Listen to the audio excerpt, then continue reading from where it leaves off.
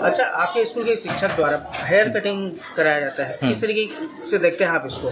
देखिए, हमारे यहाँ जो शिक्षक हैं श्री पूनाराम पनागर जी 2013 से हमारे स्कूल में पदस्थ हैं। इससे पहले वो वनांचल बैगा बाहुल्य क्षेत्र में भी वो काम किए हैं। उनका जो रुचि है विशेषकर सामाजिक और बच्चों के शैक्षणिक स्थिति को उत्थान के लिए बहुत ज़्यादा प्रयासरत रहते हैं। वो वहाँ भी और यहाँ भी पुराने जहाँ पदस्थ थे वहाँ से लेके यहाँ तक के वो पिछले 15 से लगभग 20 सालों से जो स्कूली छात्र होते हैं, जो कमज़ोर वर्ग से आते हैं, उन बच्चों का जो हेयर कटिंग है, बाल कटने की जो बात है, उसको वो स्वयं अपने हाथों से करते हैं।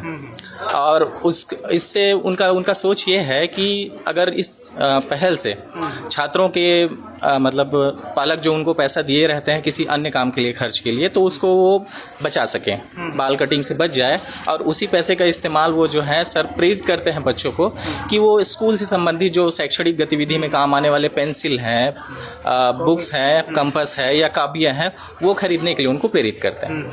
और जो बच्चे नहीं कर पाते उनको वो स्वयं अपने खर्चे से ही वो मतलब कापियाँ उपलब्ध कराते हैं।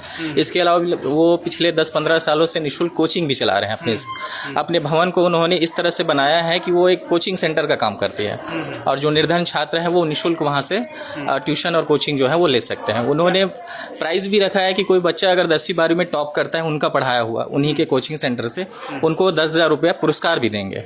तो इस तरह से उनकी गतिविधियाँ जो है ना, वो अभी हमारे कैंपस में उन्होंने लगभग 10 उन्होंने पेड़ भी लगाए हैं इसी तरह से। क्या लग रहा है ये पहल कितना कारगर है बच्चों? इससे अन्य शिक्षकों को भी प्रेरणा मिलेगी, और शिक्षक के अलावा जो अन्य समुदाय के लोग भी वो भी अगर इस तरह की खबरें जो है वो सुनेंगे तो जरूर ही प्रेरित होंगे इससे। क्या नाम है? जी, मेरा नाम कृष्ण कुमार धुर्वे है और हम सब सहकर्मी हैं। विगत 2010 से हम लोग एक साथ काम कर रहे हैं।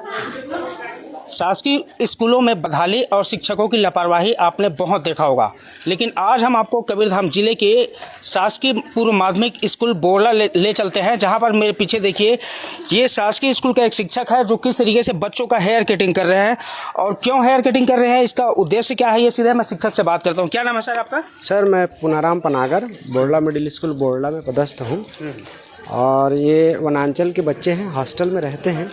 इनके पास हेयर कटिंग के लिए पैसा नहीं रहता, या जो पैसा रहता है उसे कापी वगैरह खरीदने में समस्या आती है। बाल कटिंग में पैसा दे देंगे तो, इसलिए मैं सोचा कि इन बच्चों का बाल काट देता हूँ तो इनके 40 रुपये बच जाएगा हर महीने का, जिससे कापी खरीद करके बच्चे अपना होमवर्क करें, डेली नकल करें। इस प्रकार से उनका पढ़ाई लिखाई में कुछ मदद हो जाता है। और दूर दराज के बच्चे हैं, यहाँ से 40-50 किलोमीटर बोकरखार चिल्फी एरिया से, इधर तरेगांव एरिया से हॉस्टल में रहते हैं बच्चे। तो हॉस्टल में भी कटिंग करते हैं स्कूल बस में? संडे को महीना के किसी संडे को मैं वहाँ भी बच्चों का एक साथ बाल कटिंग करने के लिए कैंप लगाता हूँ, जिसमें एक साथ बच्चों का 8-10 बच्चों का बाल कट जाता है, और कुछ बच्चे मेरे घर में भी आ जाते हैं। ये सब का उद्देश्य क्या है सर, ये समझना चाहूँगा मैं। अब इसका उद्देश्य तो ऐसा है कि बच्चे लोग पैसा बचत होगा, उससे कापी खरीदेंगे तो उनका आर्थिक बोझ, हालांकि कोई बहुत बड़ी आर्थिक बोझ की बात तो नहीं है, फिर भी से बच्चों के लिए 40 रुपये वनांचल क्षेत्र के बच्चों के लिए काफ़ी हो जाता है, बड़ी राशि हो जाती है। उनके पेन की जो ज़रूरत है, कभी कभी हम वर्क देते हैं तो बच्चे अक्सर शिकायत करते हैं हमारे पास कापी नहीं है, पेन नहीं है। ऐसे बच्चों का भी आप कटिंग करते हैं जो बच्चे बिना कटिंग कराए आ जाते हैं? जी, अब प्रायः हॉस्टल में रहने वाले ऐसे बहुत सारे बच्चे हैं जिनके बाल कटे ही नहीं रहते हैं, तो ऐसे बच्चों को बाल काट करके उनको अब व्यवस्थित बाल काटता हूँ, जैसे कि आप देख रहे हैं। सर, ये बच्चों का हेयर कटिंग का लगभग मेरे को 2012 से मैं बाल कटिंग का कार्य कर रहा हूँ सर जी।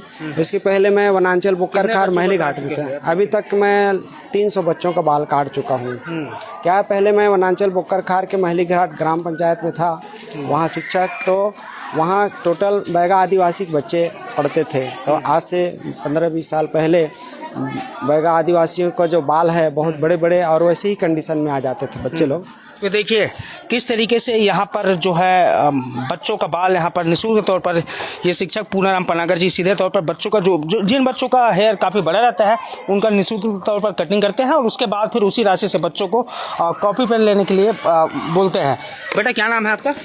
मेरा नाम दुलेश्वर कोसले, मैं कक्षा 8वीं में पढ़ता हूँ।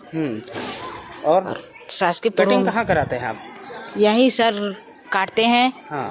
वो सैलून के पैसे से जो बचता है, हाँ हाँ, उससे से हम कॉपी पेन लेते हैं और डेली निकल वर्क करते हैं। अच्छा, ये कितने बार कटिंग करा चुके हैं आप? मैं 2-3 बार करा चुका हूँ। 2-3 बार। और कोई कराया इधर से कटिंग? नहीं, मैं दुकान में कर रहा हूँ। तो हॉस्टल के सभी बच्चों का कराते हैं क्या? यस, करते हैं? हाँ, हाँ करते हैं।